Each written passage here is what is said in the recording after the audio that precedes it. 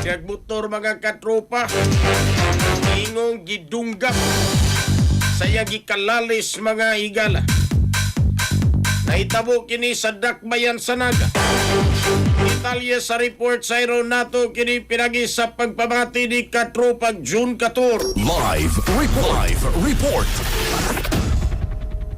Yes, angol gini ko sa kalalaki human gini duslag ka o kutsilyo human gini nakiglalis ni samtang nag-drive ni siyang motor nga naghatod siya nga pasahero dito sa may Ecology, Barangay West Poblacion, dakbayan sa Naga kagahapon ni sa alas 9 sa buntag Mayo 21. Ang biktima gilang si Edgar Manago Tapikan, 49 anyos minyo, residente sa buong barangay samtang gitudlo nga suspek mausap si Carlo Fernandez Navales amtong sa mga panuigon, residente sa mga lugar sa investigasyon sa kapulisan sa dakbayan sa Naga. Kahit tabo kini insidente mga alas 9 sa buntag kapan alas 12 na sa udto nila kini nadawat ning maog taho sa investigasyon nasayran nga samtang nagmanihog motorsiklo kini biktima uban sa iyang pasahero dihang kalit silang gibabagan nining suspek nga nagsakay nining iyang e-bike nga hapit usab ikadusmo nining mga biktima wala kini tagda og panumbulingan nining biktima ug iyang gihatod ang pasahero ngadto sa destinasyon na sa iyang pagbalik giatubang sa biktima ang suspek kabahin sa nahitabo nga misangpot sa ilang mainiton nga panaglalis